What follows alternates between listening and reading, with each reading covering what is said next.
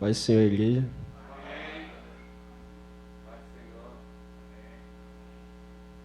Que isso?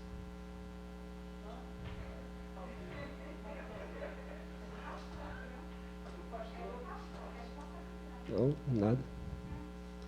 Amém. Vou estar falando uma palavra mais voltada para os jovens, mas não deixa de alcançar aos mais idosos também presentes.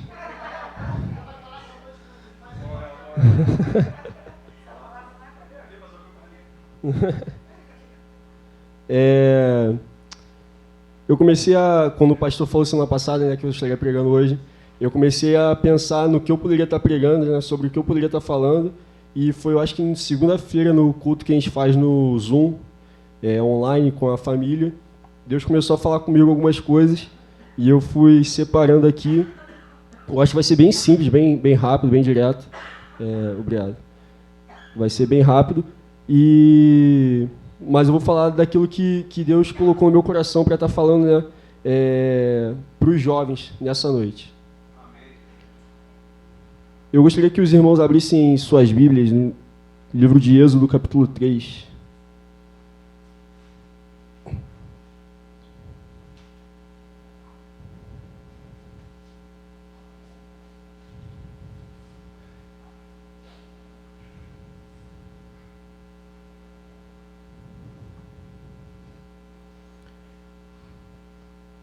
A palavra que o Senhor veio falar comigo fala sobre insegurança.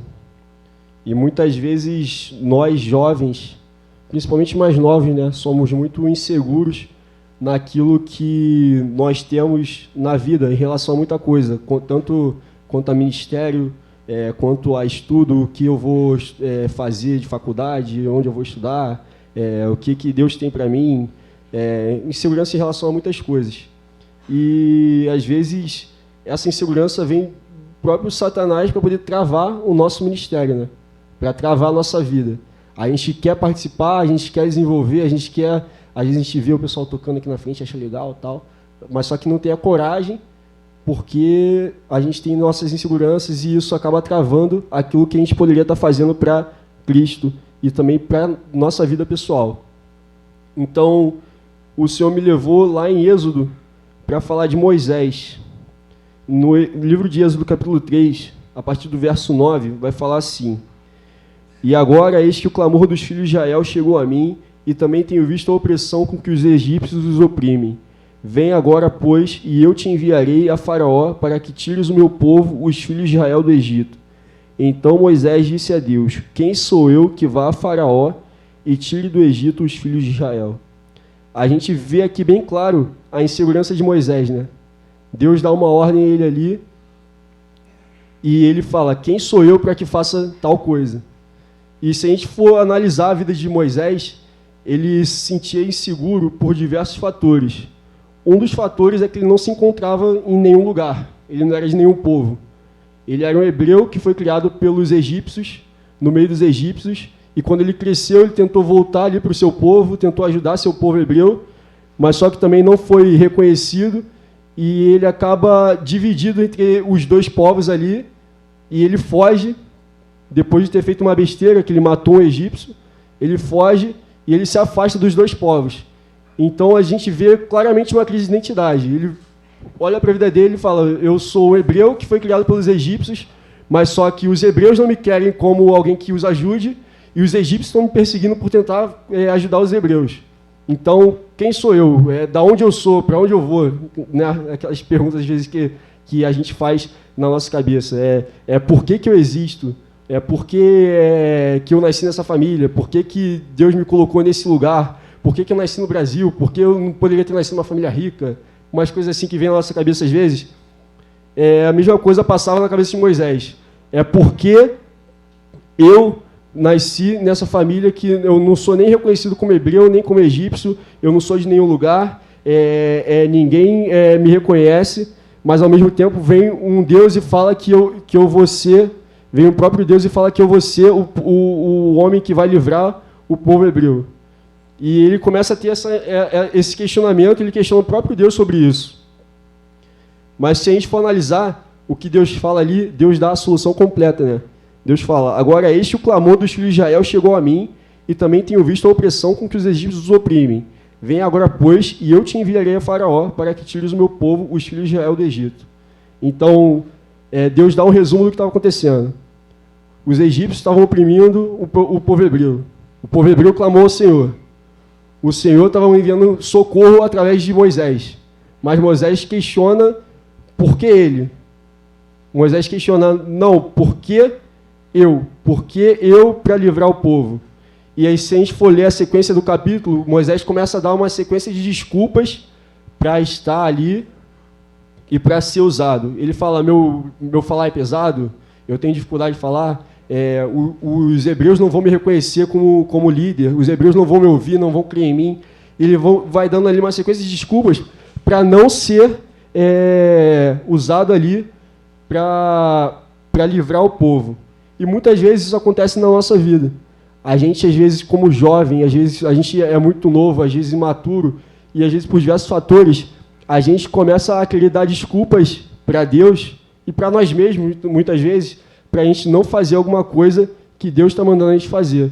Mas só que se a gente está tendo um direcionamento de Deus para fazer alguma coisa, a gente não deve questionar, né? E muitas vezes nós questionamos justamente por causa dessa insegurança. Porque é como Moisés, a gente se sente incapaz, a gente se sente pequeno, a gente não se sente, às vezes, merecedor. Mas Deus, quando Ele coloca um projeto nas nossas mãos, quando Ele dá uma ordem para que a gente faça alguma coisa, Ele pode não nos dizer, Ele pode não nos mostrar como tudo vai acontecer. Mas se é Deus que está colocando nas nossas mãos, é porque Ele vai dar a capacidade também para que a gente possa cumprir aquele projeto. Então, a gente não deve ter medo. A gente não deve tentar dar outros meios para que Deus opere o milagre que Ele quer operar, que foi o que Moisés fez aqui. E uma outra situação que eu lembrei também, está lá em Juízes, capítulo 6.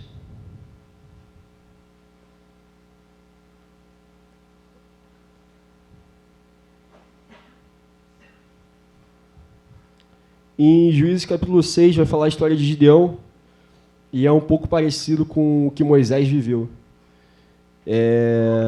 O povo de Israel estava vivendo uma situação difícil, em que eles estavam sendo oprimidos pelos midianitas, e Deus resolve levantar Gideão para dar livramento para o povo.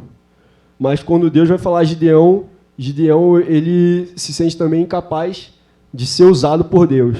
E começa a colocar desculpas ali diante do Senhor para que ele não venha a ser usado, para que Deus use outra pessoa.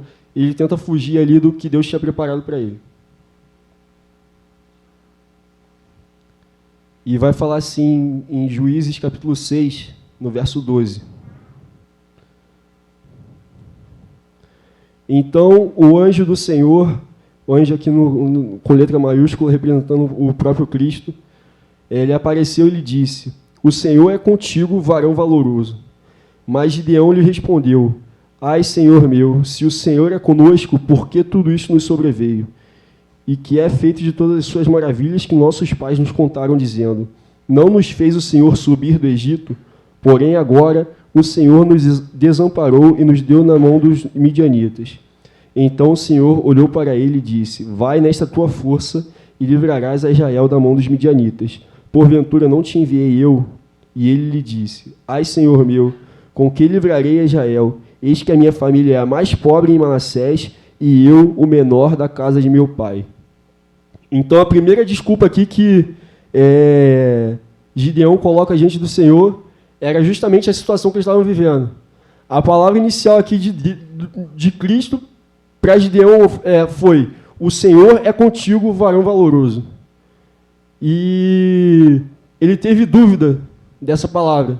Ele duvidou de que o Senhor realmente era com ele, porque ele viu a circunstância ao redor dele, ele viu tudo que os midianitas estavam fazendo, ele viu todo o sofrimento do povo. Ele falou: não é possível que Deus está com a gente se tudo isso está acontecendo. E muita gente passa por situações difíceis na nossa vida, muita gente passa por lutas na nossa vida, mas a gente não tem que olhar para essas situações, porque Deus permite situações difíceis na nossa vida. Por mais que sejam difíceis, a gente tem que confiar que o Senhor continua conosco, Porque isso não é um medidor, né? Às vezes a gente pensa, não, se está acontecendo essa situação ruim, essa situação difícil, é porque eu pequei. Pode até ser, pode até estar correlacionado, mas isso não é 100% de certeza, né? Não é porque está acontecendo que você está errado por algum motivo. Pode ser o próprio Deus permitindo aquela situação para que você venha agir da forma com que Ele tem te preparado, com que Ele tem te levantado. E as situações difíceis muitas vezes se levantam para que a gente possa ser moldado por Deus, para que a gente possa ser usado por Ele. Então, a primeira desculpa dele aqui foi essa. Senhor, se o Senhor está comigo mesmo, por que tudo isso está acontecendo? Então, ele meio que tenta colocar de volta, né? Ah, se o Senhor está comigo, então por que isso está acontecendo? Então, a culpa é do próprio Deus que não está com a gente, na verdade. Então, ele não confia na palavra do Senhor. E quando o Senhor vai falar de novo, vai nesta tua força e livrarás a Jael da mão dos midianitas, porventura não te enviei eu. Aí ele começa a dar desculpa, porque a minha família é menor, da menor tribo, e eu sou o menor da minha casa.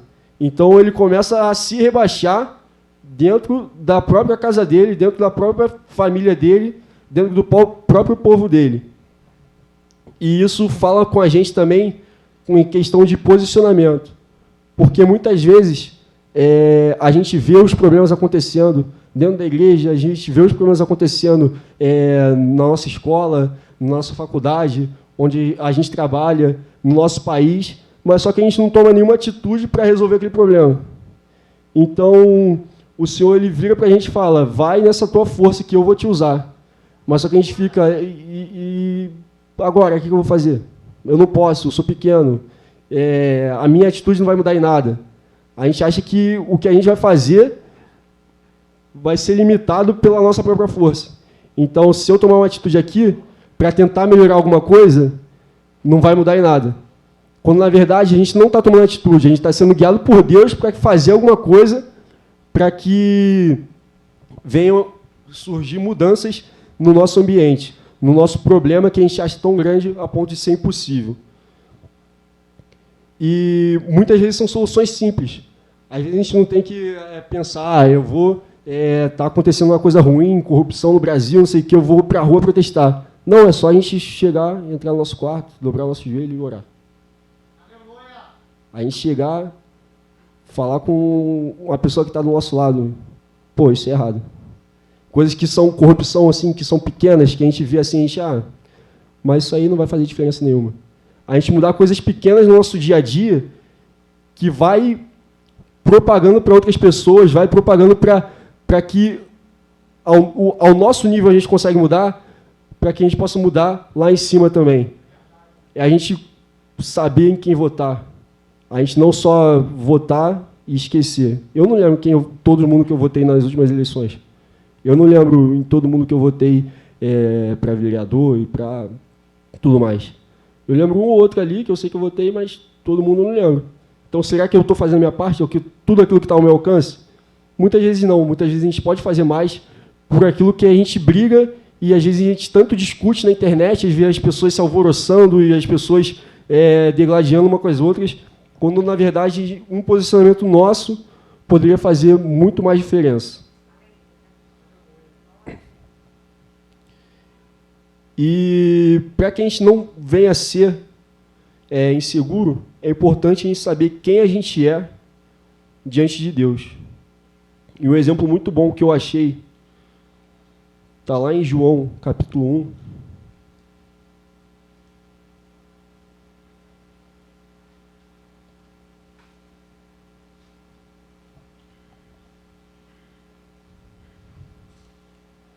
Que vai estar falando de João Batista.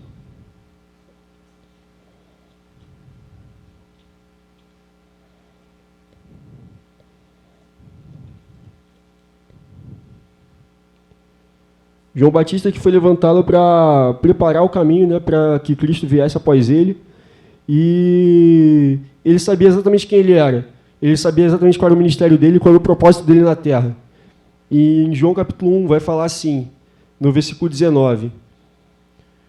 E este é o testemunho de João quando os judeus mandaram de Jerusalém sacerdotes e levitas para que lhe perguntassem, quem és tu? E confessou e não negou. Confessou, eu não sou o Cristo.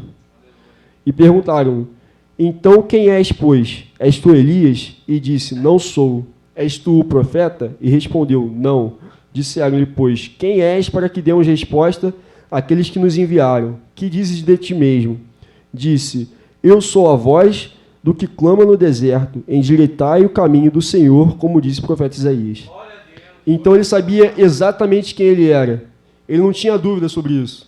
Ele sabia por que ele veio e ele sabia também quem ele não era. E muitas vezes as pessoas tentam taxar a gente em coisas que a gente não é. As pessoas tentam colocar a gente em lugares que a gente não pertence. Tanto positivos quanto negativos. E às vezes a gente assume aquela capa do que as pessoas estão taxando a gente. E isso faz mal para nós mesmos. Porque a gente tenta ser aquilo que as pessoas pensam que a gente é. A gente tenta ser aquilo que as pessoas acham que a gente deveria ser, ou então a gente tenta fugir daquilo que as pessoas pensam que a gente é. Quando, na verdade, tudo se resolveria se a gente soubesse quem a gente é pela palavra de Deus. E isso a gente só pode buscar em Deus. Isso só Deus pode falar para a gente. Não é o seu pai que vai falar, não, você é isso. Ele pode te ajudar nisso. Seu pai, seu pastor pode te ajudar nisso. Mas ele não vai ser taxativo que nem Deus falando contigo. Deus vai falar para você, você é isso, eu quero te usar para isso. E ele vai te abençoar, ele vai te usar naquilo. Seu pai ele pode te ajudar nisso, mas ele pode errar também. Mas só que os pais aqui presentes também, né, tem que ter atenção a isso. Você tem que ajudar seus filhos nisso. Você tem que buscar junto com seus filhos, interceder pelos seus filhos, estar ali auxiliando. Porque vocês vão ser os primeiros a verem os dons e talentos que seus filhos têm.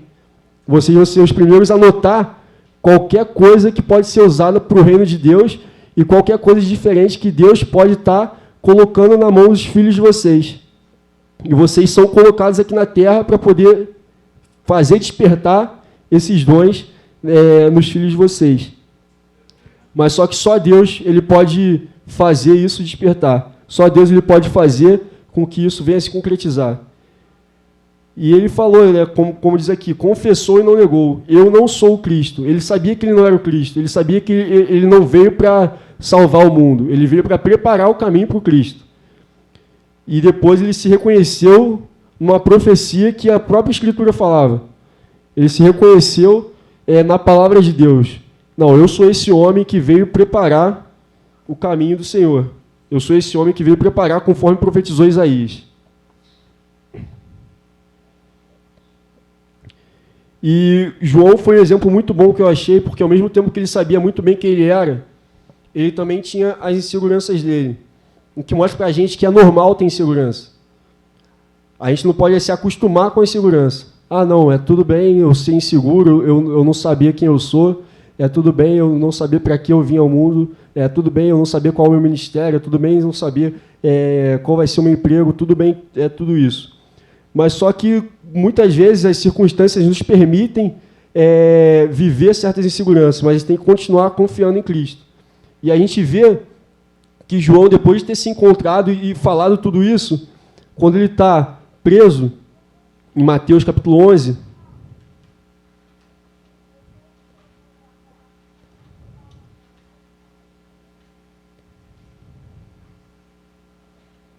a gente vê que a fé dele ali foi um pouco abalada pela situação que ele estava vivendo. E Jesus manda confirmar tudo aquilo que ele já tinha falado. Em Mateus 11, a partir do verso 1, diz assim: E aconteceu que, acabando Jesus de dar instruções aos seus 12 discípulos, partiu dali a ensinar e a pregar nas cidades deles. E João, ouvindo no cárcere falar dos feitos de Cristo, enviou 2 de seus discípulos a dizer-lhe: És tu aquele que havia de vir, ou esperamos outro? Ele já sabia quem era o Cristo. Ele já sabia que Jesus era o Cristo. Porque Deus já tinha confirmado através da pomba, né, que ele via descer. Deus já tinha confirmado com ele de várias maneiras que Jesus era o Cristo. Mas quando ele se viu ali no cárcere, a situação que ele estava vivendo, ele mandou os discípulos para que fosse confirmar se ele era realmente o Cristo. E a resposta de Jesus foi a melhor resposta que Jesus poderia dar. Que diz assim, no versículo 4, e Jesus respondendo disse-lhe: Ide e anunciai a João as coisas que ouvis e vedes. Os cegos veem, e os coxos andam, os leprosos são limpos, e os surdos ouvem. Os mortos são ressuscitados, e aos pobres é anunciado o Evangelho. Bem-aventurado aquele que não se escandalizar em mim. Então, ele mostra ali os frutos do que ele estava dando. Então, qual a melhor forma de mostrar que eu realmente estou vivendo aquilo que Deus tem planejado para mim? É você ver os frutos que isso tem dado. Se isso não tem dado fruto nenhum, é porque falta alguma coisa ainda. É porque falta você buscar um pouco mais, é falta você se posicionar um pouco mais. Se isso tem dado frutos ruins, pior ainda, a gente tem que se consertar nosso altar, né? Como diz Elias, consertar nosso altar.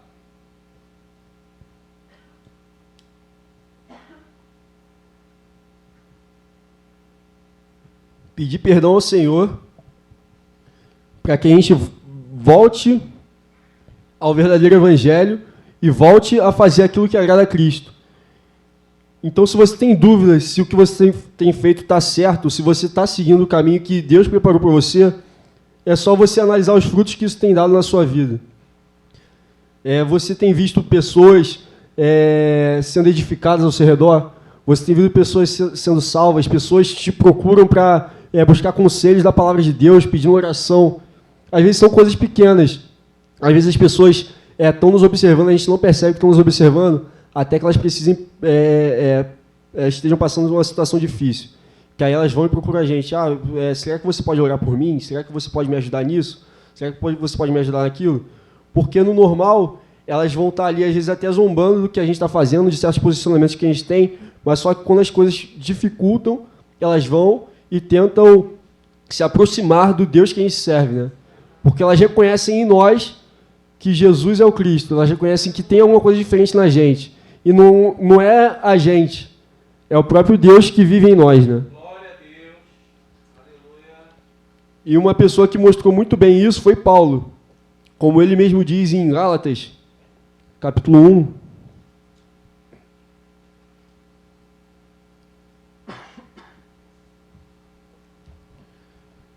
Gálatas, capítulo 1, vai falar assim, no versículo 11.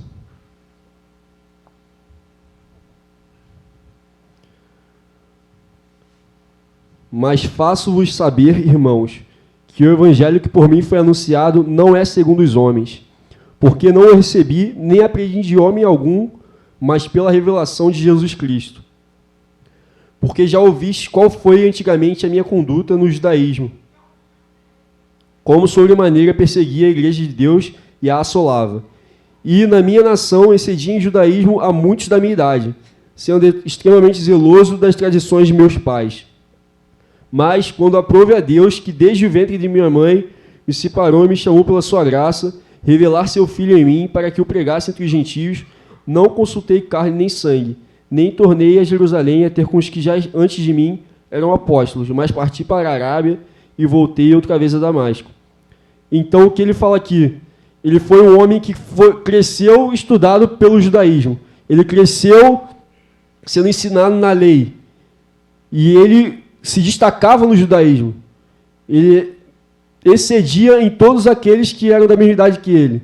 Então ele era melhor, ele sabia mais, ele era um homem mais sábio, era um homem mais inteligente do que os outros da idade dele. Mas só que ele fala que não foi segundo os homens. Em nenhum momento, tudo que ele fez foi segundo a carne. Nada que ele fez foi segundo a própria vontade dele. Porque em tudo que ele sabia, ele perseguiu aqueles que seguiam a Cristo. Ele perseguiu aqueles que confessavam a Cristo como único Senhor e Salvador. Mas, quando Deus se revelou a ele, tudo mudou. Então, não adianta nada a gente ter o conhecimento da palavra, a gente cantar bem, a gente tocar bem, a gente saber operar bem o som, saber operar bem as câmeras, a gente ser o melhor no que a gente faz, se o que a gente faz não é para o Senhor. E isso nos mostra que é outro ponto, né? Quando a gente tem segurança demais no que a gente faz. Que a gente não pode estar confiante no nosso próprio braço, no nosso próprio poder. Porque Deus nos abate também. Deus ele nos coloca no nosso devido lugar, né? Quando a gente tenta se exaltar e tenta ser alguma coisa que a gente não é. Foi assim com Lúcifer, né? Lúcifer ele tentou ser igual a Deus. ele era um anjo de glória, ele era cheio de majestade, ele tinha tudo que um anjo poderia querer, mas só que ele quis um pouco mais. Ele quis um pouco mais do que era devido a ele. E Deus foi e o humilhou e tirou ele do céu, né? Lançou ele do céu. E da mesma forma na nossa vida, se a gente tentar ser aquilo que Deus não colocou na nossa vida para a gente ser, não vai dar certo. Pode até dar certo por um tempo, porque as coisas no mundo, né, como o Noel falou, elas são enganosas. Elas às vezes parecem ser mais atraentes, às vezes parecem ser melhores do que o que a gente vê aqui na igreja, mas só que o final é caminho de morte. Então a gente se ilude por um tempo para que depois a gente possa ver que tudo que a gente viveu fora daquilo que era o que Deus tinha planejado para a gente foi em vão. Não adiantou de nada. E para finalizar, eu quero voltar lá na história de Moisés, no livro de Êxodo.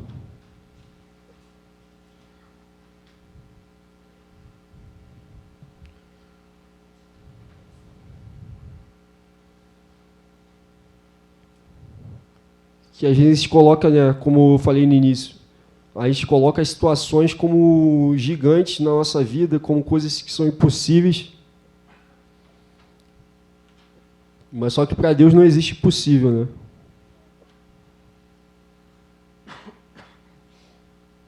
Em Êxodo capítulo 14.